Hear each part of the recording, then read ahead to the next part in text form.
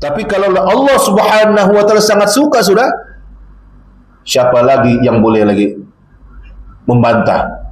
Maka apa kata Sayyidina Sahal bin Sa'ad As-Sa'idi, kata dia, annahu sami'an Nabi sallallahu alaihi wasallam, aku ini dikata telah mendengar akan kata baginda Nabi Muhammad sallallahu alaihi wasallam, yaqulu, Nabi sallallahu alaihi wasallam pun bersabda, innallaha karimun yuhibbul karama wa ma'aliyal akhlaqi wa yubghidu sifsafaha. Kata Nabi sallallahu alaihi wasallam, sesungguhnya Allah yang maha mulia suka kepada kederbawanan. Satu, karama, al-karam, dermawan. Wa ma'aliyal akhlaq, dan akhlak yang mulia.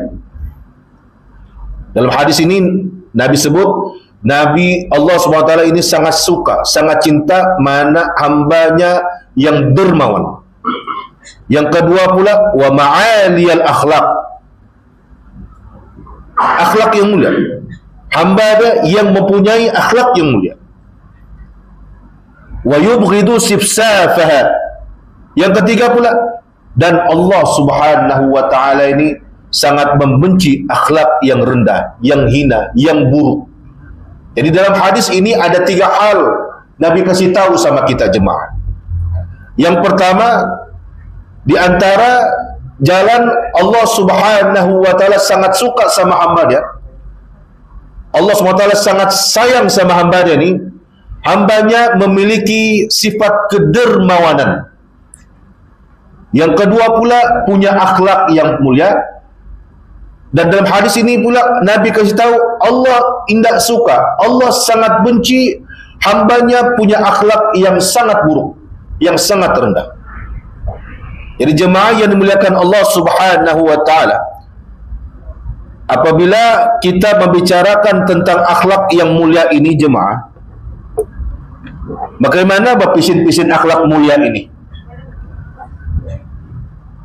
Adakah cukup saja kita mengetahui kita mesti berakhlak yang mulia? Jalan akhlak mulia itu macam mana? Adakah dikhabarkan? Ya memang ada. Tidak payah jauh-jauh. Allah SWT sendiri mengkhabarkan kepada kita tentang akhlak mulia ini. Jadi bagaimanakah akhlak mulia ini? Pisinnya macam mana? Maka kata ulama, di antaranya orang yang punya akhlak mulia itu dia bersifat apa dia? As-siddiq. Allah sebut dalam surah At-Taubah. Sebagian daripada ayat surah Taubah ayat yang ke-119, kata Allah, ya ayyuhallazina amanu. Tengok Allah SWT kasih mula lagi ayat itu menyuruh sekelompok manusia yang dia sebut ya ayyuhallazina amanu, wahai orang-orang beriman. Luar biasa nih orang-orang beriman nih. Jadi Allah bilang bukan begini, ya ayyuhan nas, wahai sekalian manusia, enggak. Ataupun ya ayyuhal muslimun, wahai sekalian orang Islam, enggak. Tapi Allah bilang ya ayyuhallazina amanu, dia bilang, wahai sekalian orang yang beriman, ittaqullah, bertakwalah kepada Allah, wa kunu ma'as sadiqin, kata Allah Subhanahu wa taala, dan hendaklah kamu bersama orang-orang yang benar, orang-orang yang jujur. Maka di antara jalan mau dicintai oleh Allah Subhanahu wa taala dan memiliki akhlak yang mulia, hendaklah kita memiliki sifat jujur. Jujur, amanah, as-siddiq, dan itu merupakan salah satu sifat bila Nabi Muhammad SAW, sifat wajib para rasul, para nabi, siddiq. Maka jujur kita, jadi seorang ayah jujur, jadi seorang anak jujur, jadi seorang ketua kampung jujur, jadi seorang pemimpin daerah jujur, jadi pemimpin negeri jujur, jadi pemimpin negara jujur. Maka Nabi SAW menunjukkan rasa kejujuran itu. Maka sebab itulah Allah kasih tahu sama kita, wahai orang-orang yang beriman, bilang, bertakwalah kepada Allah. Maka jalan orang yang bertakwa itu bukan saja dia takut kepada Allah Subhanahu wa taala, tapi dia bukan saja dia laksanakan perintah Allah, bukan dia jauh dari larangan Allah, tapi hendaklah dia jujur dia benar dalam ucapannya dan dia benar dalam tindakannya. Ada orang benar dalam ucapannya tapi tidak benar dalam tindakannya. Ini banyak, ini ramai yang merosakkan dunia ini. Orang ini jujur dalam ucapannya, benar dalam ucapannya, tapi dalam tindakannya pula tidak sama seperti mana yang diucapkannya. Dia suruh anaknya sembahyang, dia sendiri tidak sembahyang. Dia suruh jauhi judi, dia sendiri berjudi. Dia suruh orang jauh daripada minum arak, dia sendiri minum arak. Dia suruh orang lain menutup aurat, anak bini dia tidak menutup aurat. Tidak ngam. Ucapan tidak ngam dengan perbuatan. Yang kedua pula, apakah di antara ciri-ciri orang yang berakhlak mulia itu? Di antaranya at-tawaddu'.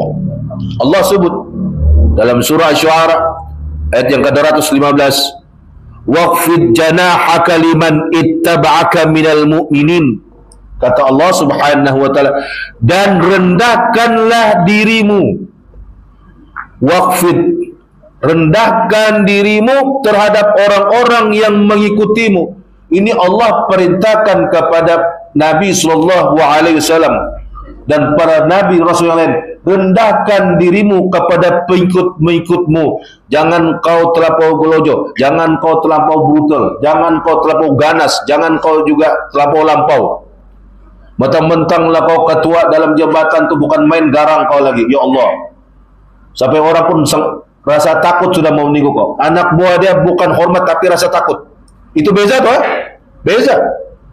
Hormat, menghormati, takut itu beza. Menghormati karena apa? Memang ada kebaikan sama dia. Tapi takut bukan karena kebaikan, karena ada yang something, kejahatan yang ada sama dia. Takut dia. Takut diancam, takut dipukul, takut ditempeling, takut, betul, takut, gitu. Maka Allah bilang, dan rendahkanlah dirimu terhadap orang-orang yang mengikutmu, yaitu orang-orang yang beriman. Orang-orang beriman, maka di antara ciri orang beriman itu dia rendahkan diri, bertawadu, tawadu. Maka jemaah yang dimuliakan Allah Subhanahu wa taala, kalaupun kita tidak dapat sepenuhnya mempunyai sifat tawadu, maka kita kena belajar bersifat tawadu. Belajar, bukan kita tidak belajar.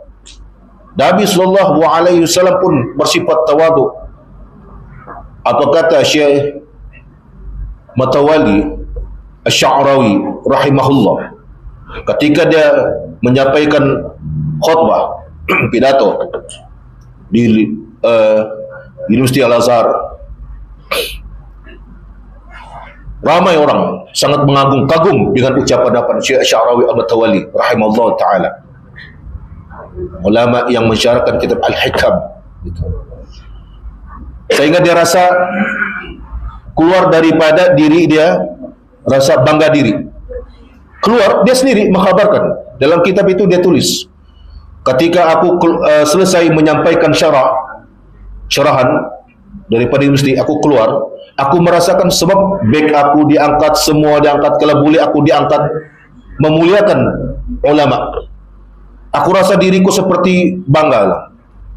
Lalu dia kabarkan, ketika dia masuk dalam kereta, dia kasih tahu kepada pemandu dia, wahai pemandu, mari kita singgah di tandas awam.